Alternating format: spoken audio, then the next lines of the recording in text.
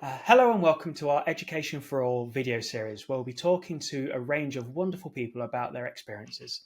Education for All is a campaign to help break down the accessible barriers within the education system and ensure everyone has a future they deserve. You can find all of the information and our campaign pack at www.horlicks.com. Today, we are joined by Helen Wilson. Helen is a senior digital content designer and a passionate accessibility activist, currently working on her PhD around teaching and raising awareness of accessibility within the curriculum. Helen, welcome. Hello. So we've got a range of questions. So we're just going to go through these. Be wonderful to hear your thoughts on these. So I'm assuming, and I know really, on the question on everyone's lips will be that you're currently doing your PhD in a wonderful topic, teaching teaching and to raise awareness of accessibility. What made you take on this wonderful challenge? Oh gosh, I think it's kind of inbred in my DNA a little bit. My own son is on the autism spectrum, so I've obviously had to kind of steer life or see life through his eyes a little bit to get him the help and support he needs. I grew up with my sister, who was deaf in one ear since a young girl, and I think those kind of experiences shaped me and who I am. Um, but I was working in a local authority, and I met a colleague who was blind. She was a screen reader user, and it kind of catapulted my interest because she was trying to do her job, and she was kind of dealing daily with inaccessible content, and it was just frustrating knowing that each day she had these barriers and challenges. So from there, I kind of did a bit of research, did a bit of reading, and I developed a model in my workplace to teach people about the basics of digital accessibility. They weren't kind of technical things or anything like that. They were very simple things that remove barriers for someone like Sandy. And that kind of, I suppose, catapulted me and got me thinking about educating people to prevent barriers and things like that. Um, but initially, it was really challenging to get people on board because people were like, they were kind of, oh no, no, no, no, no, that's complicated, that's difficult. No, that's not something we do. That's not our responsibility.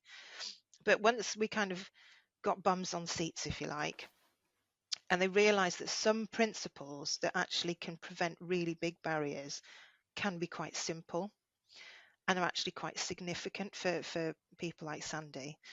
And it kind of got me thinking that, this isn't a fix, it's not an afterthought, or it's not when someone raises it, or it shouldn't be at all.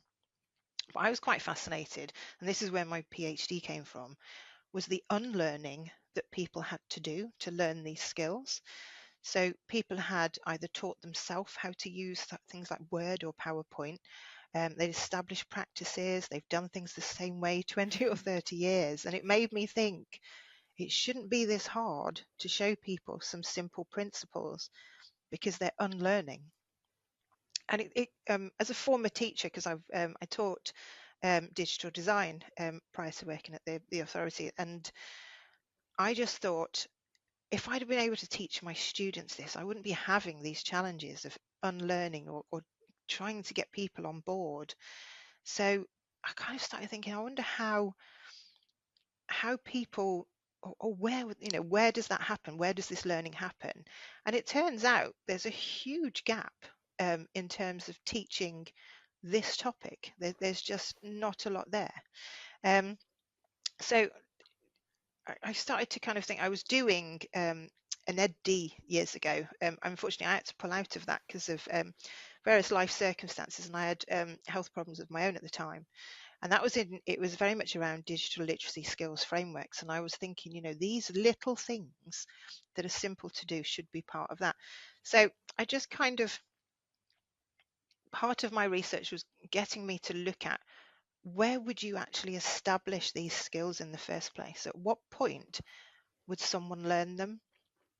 And I started talking to my niece, who's now 11, 12. But she,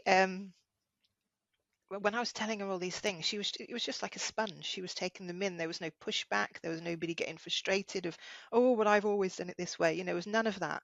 And I just thought, what a wonderful way to go back into my doctorate with something that I'm really, really passionate about, and having all of those experiences and knowing that it could make a difference. So that's really what made me kind of take on that challenge. It sounds wonderful, and having all those experiences, Yeah. it must make it very personal for you, the way you're going through all of this, and almost gives you that extra passion and that extra drive to Mm. move forward. It's wonderful, and there's certainly high praise in how you've gone about that. It's fantastic. Um, would you like to talk about any of your findings that you've discovered so far? Yeah, I think my first kind of surprising find was when I was kind of getting buried in the literature, and there wasn't a huge amount about the teaching of accessibility.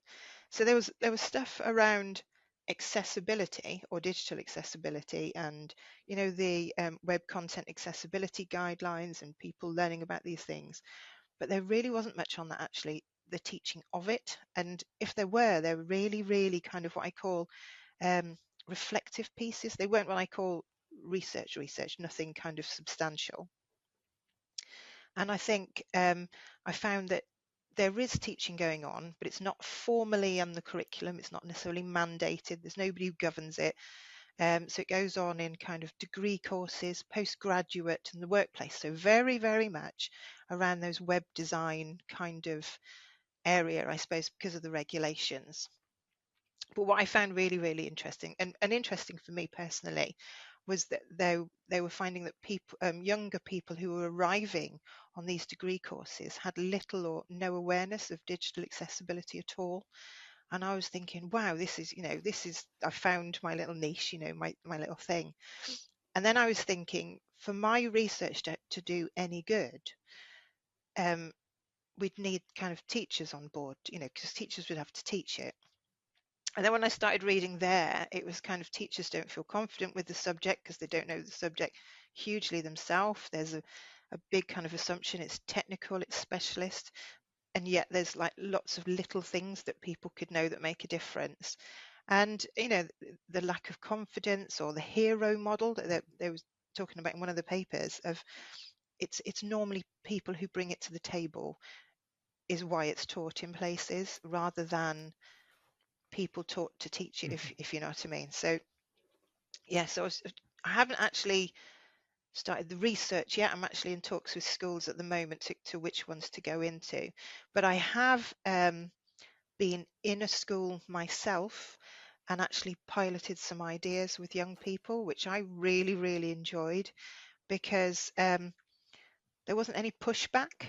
They just took it on board, and they were like, oh, I didn't know that. Oh, that's interesting. They were really, really kind of on board with it, and kind of asking questions, which I thought was really, really exciting to me, because having been in the workplace training it, and people not necessarily wanting to engage to begin with, but then when they did engage, they found it quite difficult to unlearn habits.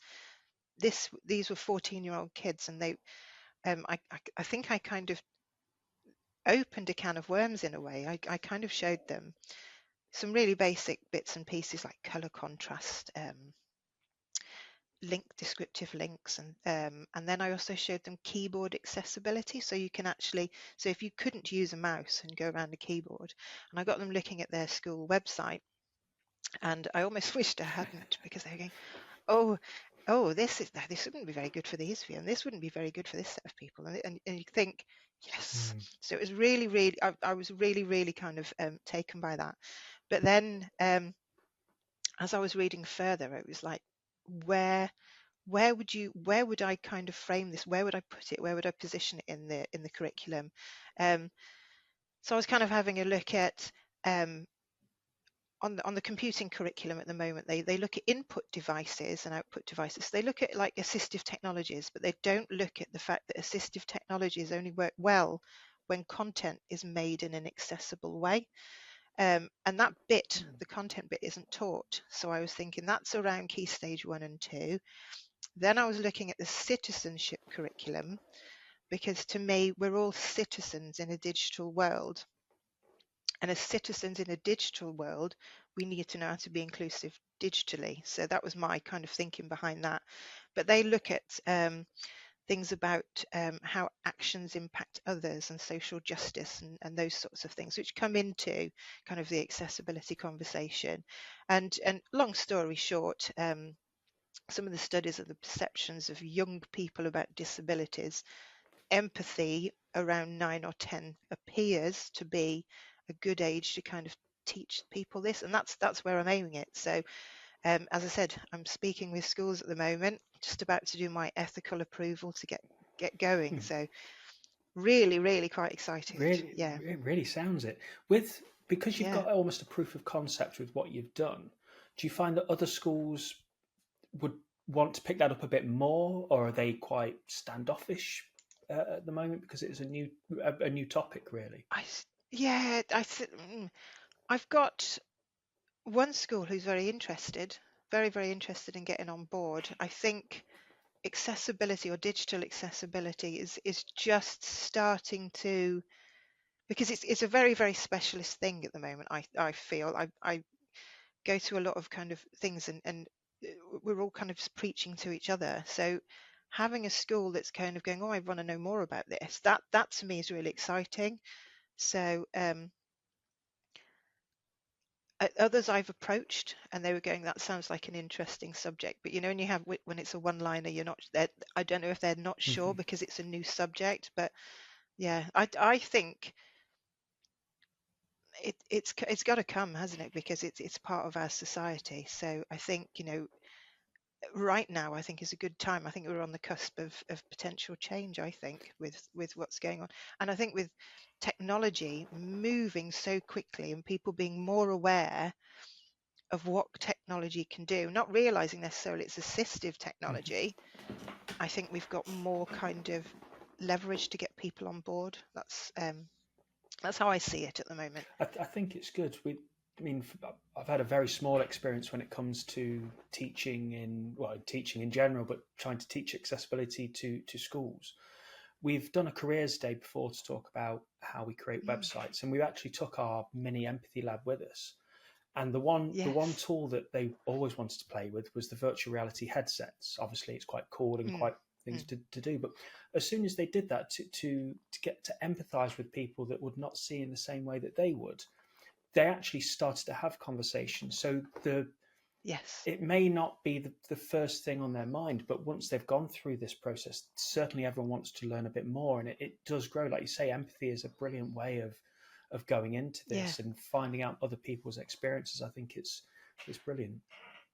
Absolutely, and I think it sets a seed. You set that seed early in the, like a young mindset. That's there for lifelong Mm. learning. If it's kind of if it's brought into the curriculum and it's reinforced, I think that would be very powerful.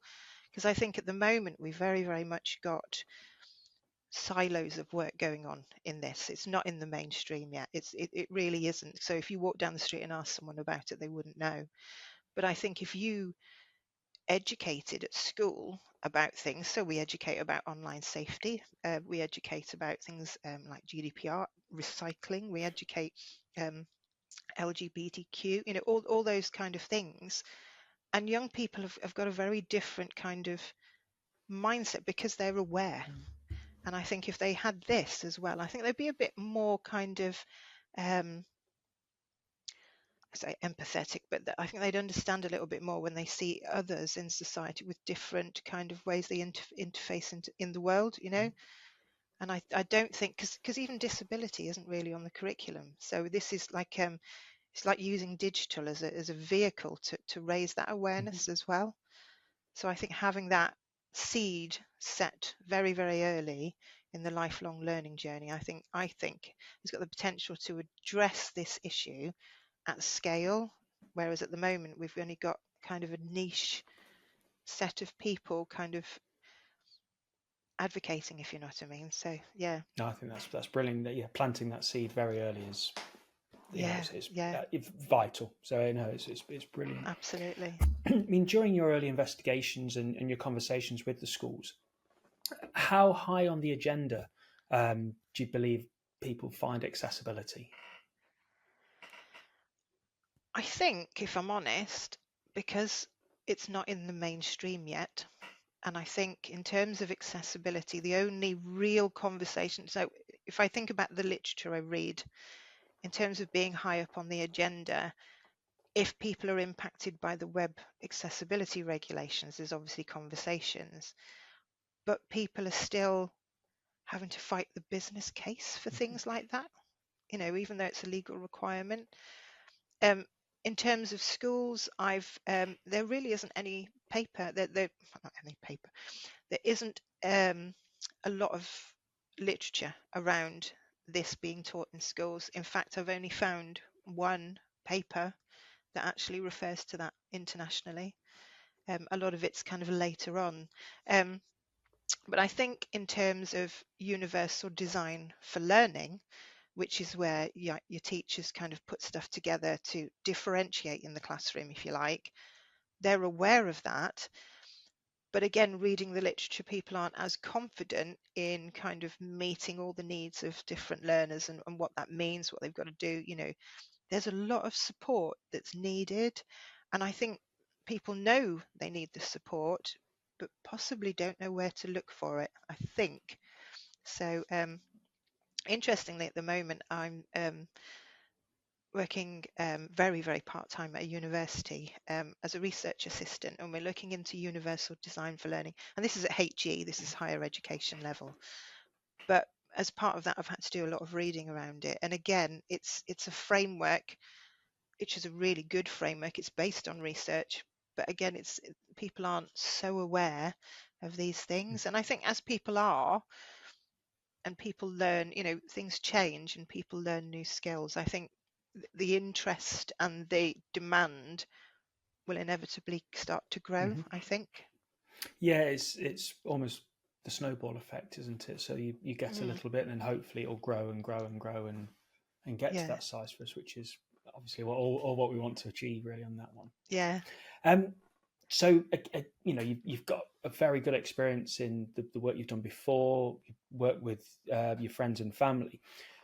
In any time that you've gone to kind of maybe stake, kind of make a comment or to try and push the education side of things from an accessibility point, do you find that it's coming from the top when there's support needed, or are people actually still having to fight for this belief? I know you mentioned the business case. Do you Yeah, find that that's following through on everything for that one? I think people are still fighting for it. I think it's interesting because it, I think it was AbilityNet did a study recently. I think it was AbilityNet, and they were saying that some places who've embraced it are doing well, and then there's others who haven't moved because they're still fighting. So they're still trying to fight for we need this, we need this, we need it. And I think a lot of these things is because in terms of digital accessibility, in terms of the stuff I'm doing, it's a very basic principles. I'm not looking at the technical stuff. I'm not looking at coding. This is stuff that everyone can do. The problem is if you go onto Google and you search for things like that, like digital accessibility, or what you get back is all the stuff aimed at web developers and all the complicated stuff. So it gets reinforced. It's complex. It's not something that's my responsibility or what I can do. So I think there's a lot of preconceptions around it. I think I think the best one was when about 4 or 5 years ago, I did a workshop in my own workplace before we had a model there. And I asked people, what is digital accessibility? Whose responsibility is it? And do you know how to make content accessible? And the first question of like, what is digital accessibility? People either didn't know what it was or thought it was to do with accessing things. So, where you can access stuff, you can search for things or find things. There's other people who thought it was like the complex, that's the stuff that specialists do. So you had these kind of two worlds, if you like, of what people perceived it to be. And I think once those perceptions and the barriers get broken down and you bring the basics in and people realize it's more simple, it then takes off. I mean, the model that I developed for my workplace actually ended up being taken on by Government Communication Service, Intellectual Property Office, Department of Work and Pensions, and it's in their guidance. and it kind of won, oh not won, it was finalist in 4 national awards, because there was a recognition that actually everyone can do this, everyone can do these basics. But I think once that perception is kind of um, broken through, you can kind of get momentum. I think there's still a lot of assumptions around a topic, but also because digital accessibility is wrapped up in the disability thing, I think people feel very uncomfortable. They don't know if they should be doing things or shouldn't be doing, or what to say or what to do. So I think there's still a lot of muddy water there. Very the way you say what to say or what to do. It is. It's almost you're not saying something, you're not doing something because you don't want to do it wrong. And Yeah, any time yeah, that we work quite closely with a number of charities to well, one to keep our education up, but also the work that we do. And the more we hear that is, don't be embarrassed, don't be scared, talk to us, yeah, help us, do anything like this to actually engage with us. And it's brilliant because the learning is for everyone. And like you say, access is more than just it's on the G drive kind absolutely. of a thing. Yeah, and interesting, because a lot of the stuff I've learned is, I mean, I sat down with my colleague Sandy, and I just asked lots of questions. And I sit currently as a volunteer board member for something called UCAF, which is the UK Association of Accessible Formats. And the chairman, Roger, is blind, and I just go, "Forgive me for asking," and he's like, "No, no, no, please do ask," because actually I'm learning a lot. I learn a lot from those conversations, because you make assumptions, don't you? You know, if you don't know, you make assumptions. And by asking, I've learned a huge amount. But there is a really interesting lady.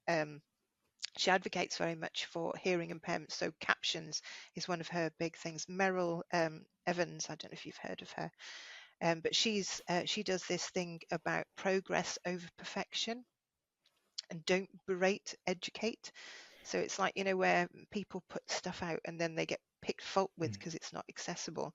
And then it puts people off, doesn't it? People don't want to do it anymore because they're like, oh, I've got it wrong, and it causes too many problems. But I think if, little things can make big things happen sometimes.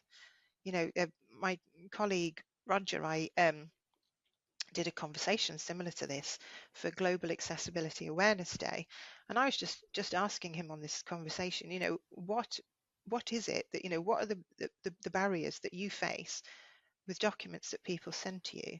And he said, well, some of it, he said, your usual, your alt text, your links, and your headings. He said, if I could get people to do those 3 things, that would kind of make a significant difference Mhm. to me. And that's really simple. That's a starting point, isn't it? But to me, as if you learn one thing and then you learn another, and you learn it in bite-sized chunks, and you kind of build an armory, don't you, of things. But I just think, ask people, talk to people. They're Yeah. humans. It's we're all human beings, and we all have different needs and different likes. So, it's a human conversation. Don't berate, educate. That we're going to have to Yes. plaster that around the place. I think that's a And good, progress over perfection. She wears these fabulous t-shirts. So I want one. amazing, amazing. So don't like coming back to this time because it's a time that we all try to forget. But I think it's highlighted quite a few changes in the world, and that is the pandemic that happened. Yes. Well, I'd like to think of a long time ago, but it wasn't that long ago. The one thing that we noticed was more and more people had to go online. We weren't allowed to meet face to face, and Mm. therefore there were a lot more physical barriers in place during this.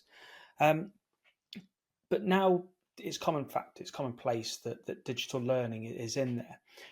Do you find that because we were rushed into digital learning, has this helped learning practices, or do you think it's hindered the learning? It's an interesting question, actually, because I was at an event not long ago, the Institute of Education at the uni I'm at, and we were kind of saying that we actually, teachers developed some good practices, some really good practices during COVID. They had to think on their feet and do some amazing things, and some of those things they've stopped doing. So, for example, my own son loved it. He loved COVID because he's on the autistic spectrum, so he's not great socially and doesn't really do people. Um, but to him, he was in his bedroom in his own little zone, and he was given, like, because obviously the teachers were giving out as much as possible, so he had loads of stuff to choose from, and he could just zone out, and he loved it. He's now at uni, and he hasn't got that mix of different resources, because obviously it's all done in class and you take notes, you go, and it's all gone back to kind of normal. And actually he's finding that really hard, because he was saying that, having the videos, for example, having things recorded, like on Teams calls you can record it. And he said he found that really, really helpful, because he said, you can get a transcript, and you can search for kind of keywords and bits and pieces. And he was saying how really, really helpful that was to him, which he hasn't got now. So there's some things that have been of huge benefit. And I know to others, I mean, obviously to him, it was great because he was in his own little bubble. But to others, that was really hard, because some people need that more human touch. But I think for me, COVID, in terms of teaching people at the time in the workplace about accessibility, was it almost, because we kind of released this model in the January of 2020.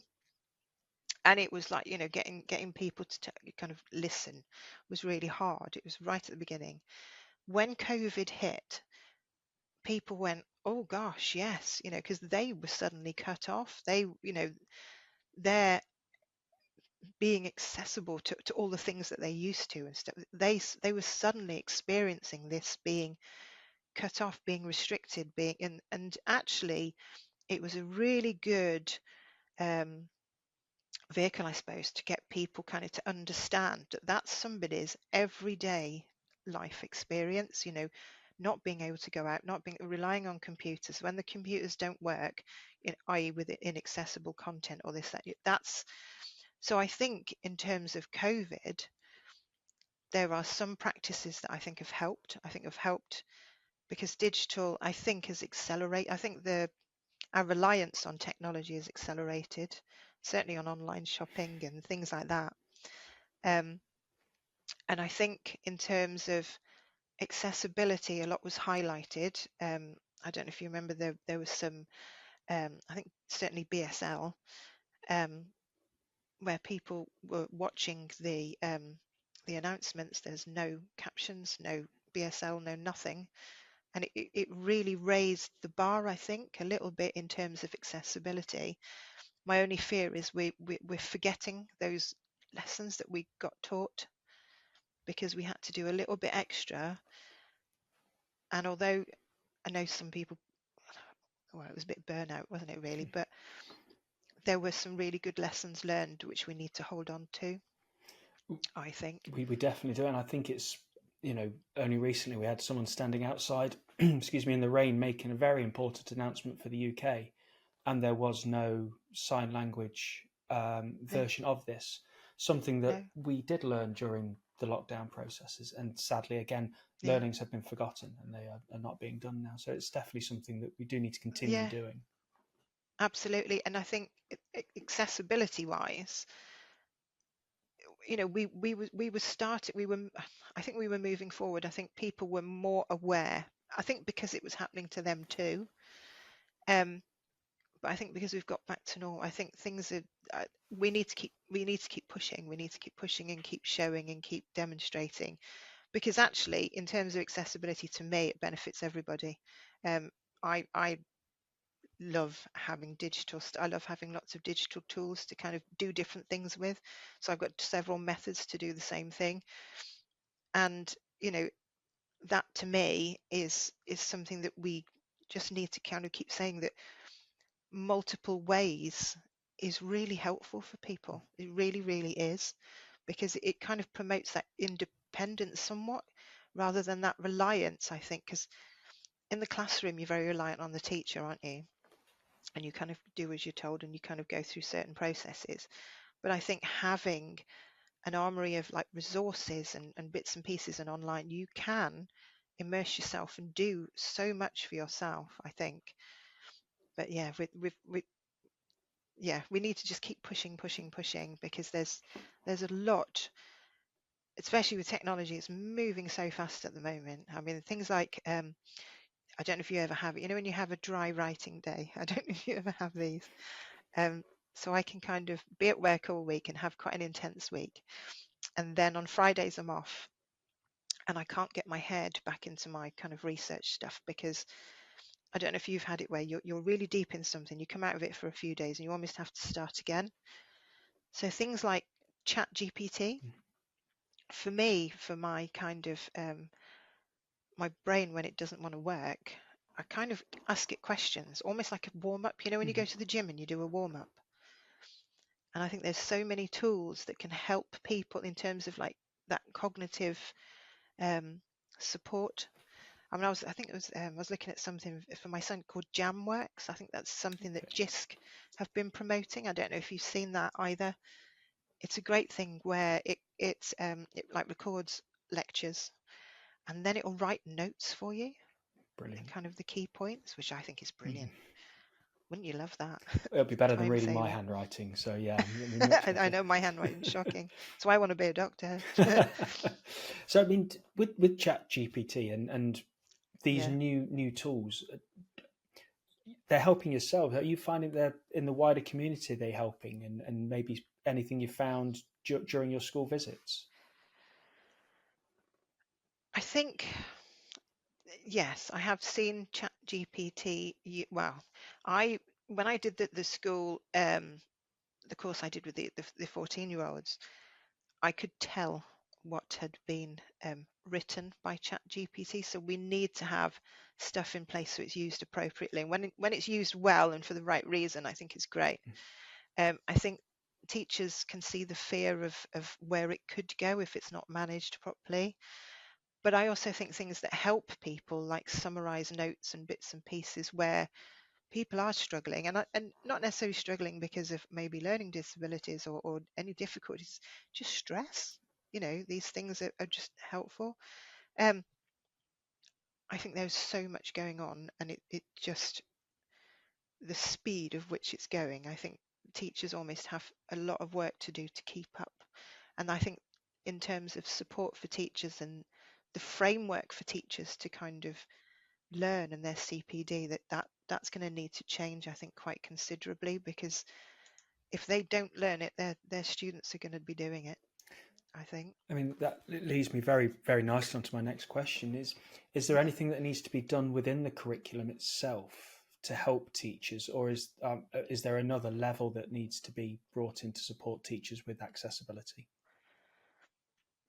I mean, it's not something that's formally in the curriculum. So initial teacher training hasn't got it there. You know, to me, I find it really bizarre. We've been living in, like call it digital first or digital by default as a society. I think digital by default was 2012 when that came in from the government. And yet we're not teaching people necessarily how to be a citizen of the digital world, or a citizen, or a teacher in the digital world. I don't think there's enough there yet. But then it's kind of working out what is it that's needed. I mean, in terms of digital accessibility, I really, really would love to think that the research I'm doing will contribute to teacher education, mainly because what I'm actually doing is I'm going to be, I'm, obviously the literature review is going to inform like an intervention, so like a lesson or a set of lessons. And I'm going to teach a lesson or have an afternoon with some teachers themselves. And then I'm going to work with those teachers to actually develop what they could teach around digital accessibility themselves. So they'll be learning it as well as teaching it. But what they'll be kind of learning through that is not only about how to make content accessible, which will be great because that will be a skill that they're going to learn, but also how that could be taught to others, but also how learners respond to it, because none of those things, we don't really know those things yet about digital accessibility properly.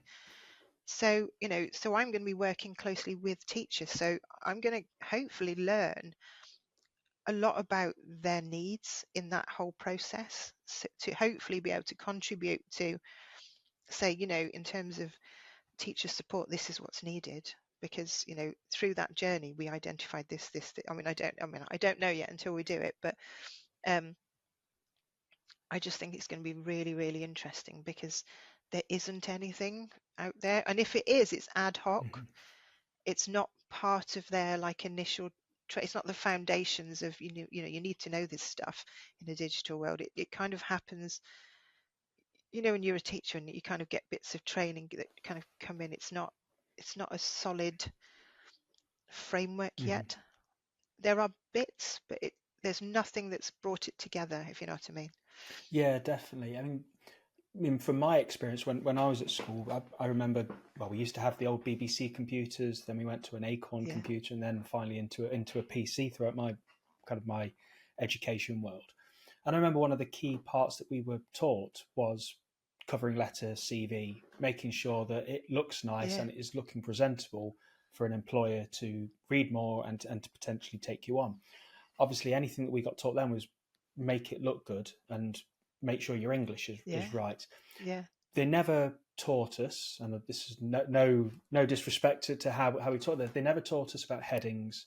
Alternative text was not a thing at the time, and granted, we don't really do that in covering letters, but there was no structure. It was making sure that it is right from a content yeah, point of view, not from an accessible content design point of yeah. view. So that was kind of how I learnt, and I'm assuming there'll be very similar stories throughout there. Do you see that changing? Do you see that the same lesson will be taught, but with a deeper kind of I'd underlining like to factor? think so. I'd like to think so, because like in documents, that at the top of Word, you've got like the styles thing, you've got the heading. They're there. You see them. They're there.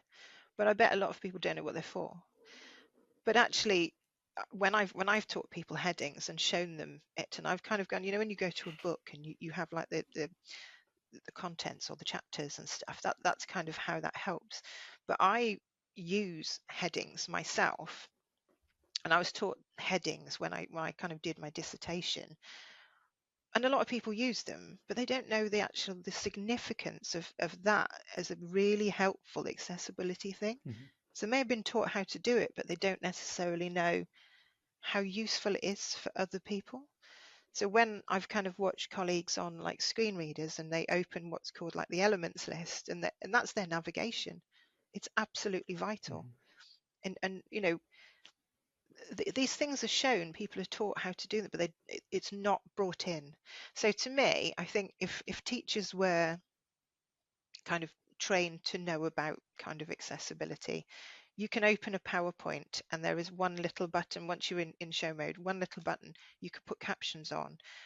And if they were kind of saying, I've put captions on for anyone that uses it, but and then just carried on, blah blah blah, it just sort of drip feeds, doesn't it? It's kind of, those little things are there. Mm-hmm.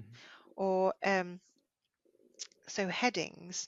So I use headings a lot. They save me an enormous amount of time. So when I've been kind of capturing stuff in like literature review, um, on my left hand side, I will always have the navigation pane, so I can just jump between different parts of my um, work.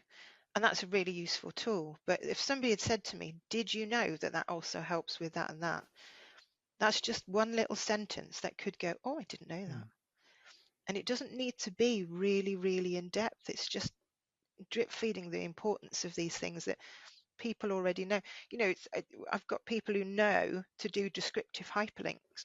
They have no idea why. Mm-hmm. It's just common And I practice. think It's it's, just yeah, yeah. They don't know why they're kind of writing the descriptive, and nobody's told them the why necessarily. And I think that's the bit, that's why I want to do digital accessibility awareness rather than specifically digital mm-hmm. skills. Because as you say, it's like with that CV, they've kind of, so this is a CV, this is how you do it, there's maybe as a template, and this is what employers need. But that bit where they say this is what would be good for employers, you can also go, if you did this, if your employer happened to have this and this, they could use it on that and do that. It's just that extra. It's not a different subject necessarily. It's just embedding it, I suppose, as part of the norm. Yeah, no, I fully agree. from our digital agency point of view, in that we have learned to make sure that we don't just talk about accessibility at the end. It's woven into Yeah. everything that we do. Yeah. Therefore, nothing changes. We're still coding, we're still designing, we're Yeah. still content writing. Yeah. It's just that got that slither of accessibility through it that's gone through. So no extra time. And yes, we have to put extra time in at the start because that's our learning process of how we go through everything. But as Yeah. soon as you do it a couple of times, then it is just a commonplace. Absolutely. And it's like creating like a Word document or a PowerPoint. And when you know how to do it in an accessible way, it's not difficult. And actually, it's no more time. So to me, I always kind of show like the headings. So when people have like added headings manually, and they make it big and bold, and you go, no. But then they go through every single one to change the color. And I go, well, did you know if you did it this way, you just do it once and it does it all for you? And people are, oh, and it's almost kind of tapping into, but you're doing it that way, you do it this way, it's not going to take you any longer. If anything, it's going to help you. And as I said, it benefits everybody. And I think that I think the model, the Microsoft model with the permanent, temporary, situational kind of needs. I don't know if you've seen that in their inclusive design toolkit. It's a great kind of infographic. But that just shows that all these things are just beneficial for everyone, and accessibility being beneficial for everyone and done by everyone, it brings it into the norm, doesn't it? It's to me, it's kind of, oh, I'm going to put captions on that video just in case you forget your headphones, but actually it'll also benefit those who, it's those things. I think we just need to bring it into the norm of conversation, I suppose, as part of life. Definitely. And any time that we've done a presentation, that Yeah. those images, we do break them down a bit. Absolutely brilliant. Yeah. Because like you say, you can see on Yeah. people's faces instantly that, oh, I didn't think Yeah. about that bit, which is brilliant because Yeah. then, like you say, captions on a video or anything like that, that they mostly do it now. There's a statistic where I wish I had it off the top of my head, and hopefully we'll pop it on this video later. But there's a high number Yeah. of people that have captions on things like Netflix and Disney Plus. They may Yeah. not be Yeah. deaf, but they want to No. understand the content a bit more. And it's by understanding that model that yes, more people do this than what you're trying to put in a certain And box of people. yeah, absolutely. And I think because of social media and having videos when you're on the go, I think, captions you need, but I also think things like, like the typewriter and text messaging, people probably didn't realize that came from the disability community. Anything that's been quite innovative like that has come from the disability community, and people are not aware. They just take things for granted. And I think a little bit more of kind of, did you know that I think that we just need to weave it in, don't we? Yes. We really need to weave it in. I mean, from my personal experience, so I grew up and around about when I got to college, I was diagnosed with dyslexia. So kind of answered quite a lot of questions when I was younger, and certainly helped me move forward. It allowed me a bit more extra time to comprehend the questions and understand bits like this. And I could then see, as soon as that kind of shining light happened, I could see just the smallest of changes that either the education board or the teachers were able to offer and help. Really, just even it could have been the smallest thing, really helped me progress and really helped that support going forward. Granted, we could wish for everything moving forward, and what we'd always want the best. But do you have any recommendations that maybe an educator might be looking for a bit of advice or a bit of help to help progress that? Yeah, I would probably say familiarize yourself with a framework called Universal Design for Learning. It's quite a big framework, but every little bit you learn, everything you like take on board, there's a whole wealth of guidance in that framework to be as inclusive as possible. I think it's just something to just be aware of. It gives you tips about getting engagement, considering representation, the wider kind of inclusive thing. Different ways learners can kind of, they call it action and expression, but like express what they know, if you like. I think don't be too quick to dismiss things like digital accessibility training. It's not as complicated as you think it is. That progress over perfection thing, even if you kind of did some of that training and you left with 2 or 3 quite simple principles, they could be that one thing that really makes a difference to someone. I mean, just one really, really basic thing is for my son who likes structure, likes to know what's happening in advance. That can save such a meltdown. That can save, throughout his school, just having kind of things visually and kind of put together and organized was just enormous for him. Without it, his world fell apart. I think if you learn little concepts one by one day you'll probably realize you know a hell of a lot more than you think you do. And you'll kind of have that armory. I think for me, though, learning about this stuff, I've realized I've personally benefited from it. I don't consider myself as someone who has a disability, but I've used a lot of tools and kind of principles that have saved me time. I think what I'd probably say is any small tool or snippet of knowledge just might help you as well as help with your students or others that you know in society. I think there's a lot of little things that you could learn that can make the difference, I think. I also think kind of talking to your students and getting to know them. I had several students when I was an FE teacher who loved to talk FE students. But I did learn a lot from them in terms of what works for them, because there isn't a one size fits all. But I do think talking, listening, and talk with your colleagues, your peers, because they know loads as well. They've got obviously experience with other learners, and you can share an enormous amount of ideas. So that's probably what I'd say. But there's also some great tools in terms of digital accessibility itself. I think it's the Queen's University Belfast. I've got a website page. I'll have to give you the links for these. They've got a model called Accessibility Thrives.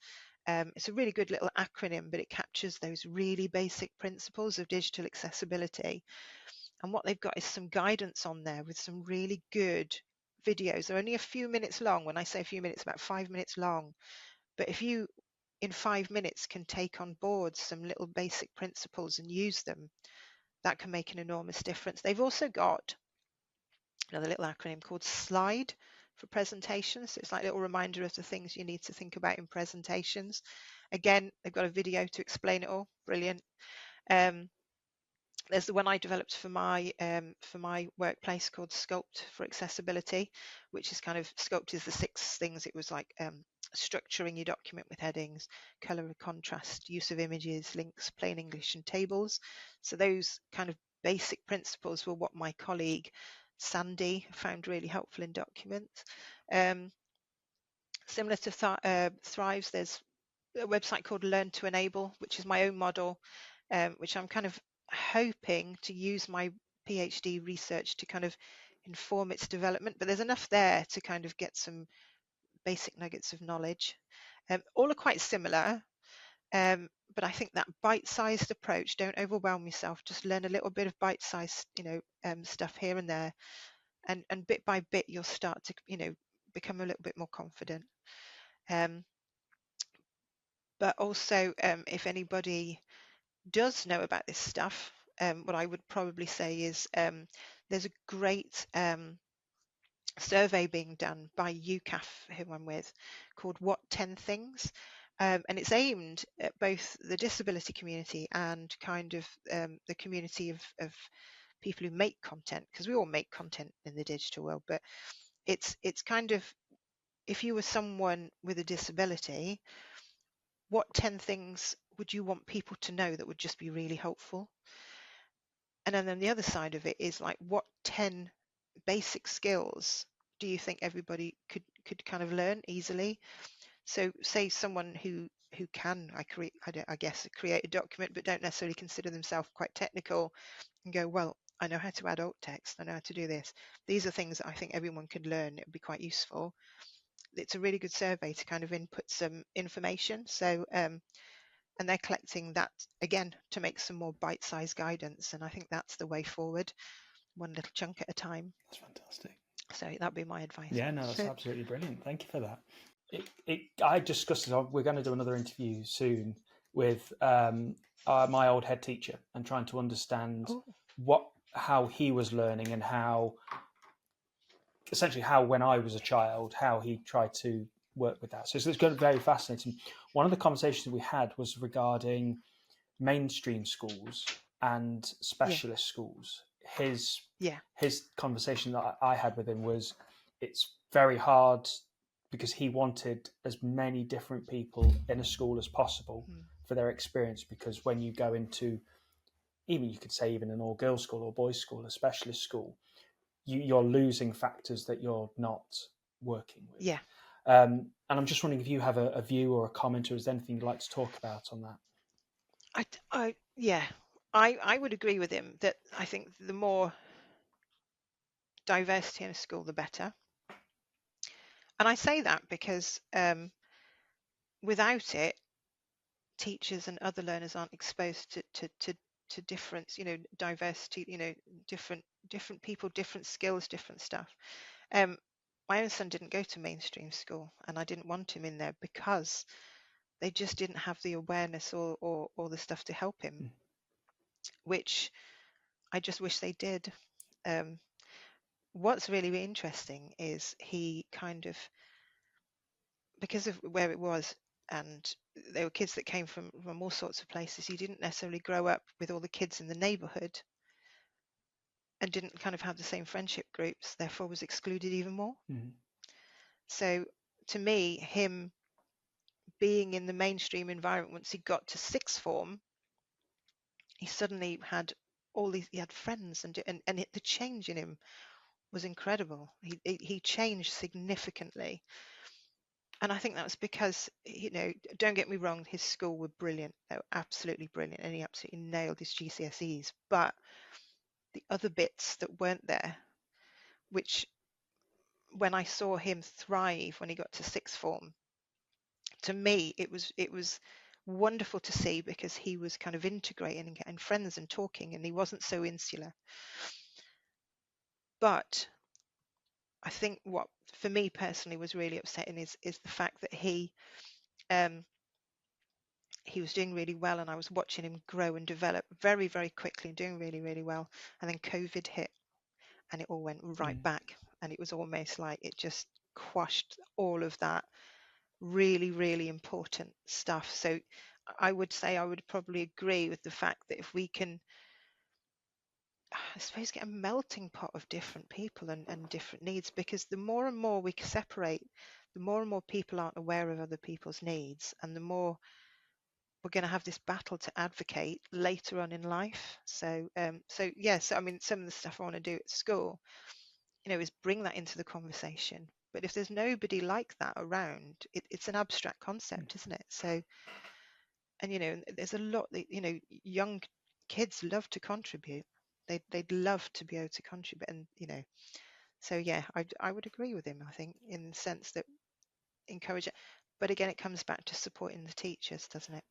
Yeah, it's a question that I never thought about Yeah, starting kind of the whole process here, and I think Phil brought up an extremely good topic, and it's interesting to talk through this, and the way that you did mention it at the end there was support, because yeah, it is a different learning, it is additional help required. yeah. Would you say that that is down to funding, or that is down to educational support? I think it's a bit of both. Mm-hmm. I think it's a bit of both. You can't really educate at scale without funding, Yeah. can you? And if suddenly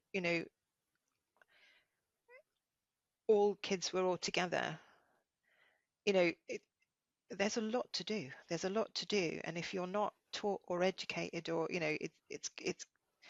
I think you need both. You need both, and I think without funding, the education won't happen, and the education kind of, if it can't happen, things aren't going to move forward as well as they could. But I've seen both sides. My son went to a non-mainstream school, and I cannot fault them. They were absolutely exceptional. and he did the best he absolutely could do there. And he as I said, he nailed his GCSEs. He was brilliant. But then when I saw him go to sixth form and having a wider kind of circle of friends and people kind of accepting it, he's always been a lone child. I say he's a child, he's 21 now, but seeing him then go to university, which when he was younger, kids like that don't go to university, and you feel like going, well, they do, and look at him. So so I think people have too many preconceptions as well. He was kind of, let's say, written off. He certainly wasn't, but the expectation, because they've gone to that school, they've done this. There was a brilliant video, actually. I don't know if you saw it. There was I think it was about Down syndrome, and it was there was a girl on the video. And have you seen that? Yes, wonderful. Yeah. And I think that is, it's like when you have a child who's kind of in a particular, that's he'll amount to that, or he'll do that, and that's, but he's blown the mold, in my opinion. I think I'm so proud of him. Wonderful. But that sixth form moment of being integrated with everybody was very significant, very, very significant. And yeah, I hope he does achieve that. It's a big long road, but I think, yeah, I would agree with that. That's brilliant. Thank you very much for your thoughts on that one. Helen, it's been absolutely wonderful to talk to you today. Do you have any links or any social media accounts that you'd like to promote at all for people to get in touch with you? I think Learn to Enable is the one I'm going to, because eventually I'd like to think that through my PhD and through all that is I can build a real collective of useful tools for the teaching community. So so it's www.learntoenable.co.uk and hashtag Learn to Enable. Don't forget the camel case. So capital letters at the start of each word. But yeah, that's all I've really got in terms of my own stuff. But I can certainly give you the links for the other bits and pieces that I've kind of talked about, because I think they're really, really good. Brilliant. Yeah, that'd be fantastic. We'll add them to the show notes, so that'll be brilliant. Yeah, brilliant. So, once again, thank you very much. Thank you for taking your time, and looking forward to reading the PhD. You. Yeah, so am I. Wonderful. Thank you very much. Thank you.